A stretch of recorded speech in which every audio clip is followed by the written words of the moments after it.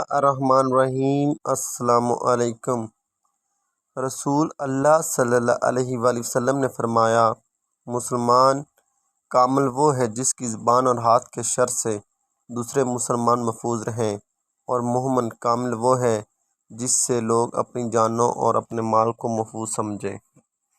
رسول اللہ صلی اللہ علیہ وآلہ وسلم نے فرمایا، وہ نوجوان جس کی جوانی اللہ کی عبادت فرمانبرداری میں گزری، اللہ تعالیٰ اسے قیامت کے دن اپنے عرش کا ٹھنڈا سایہ نصیب فرمائے گا۔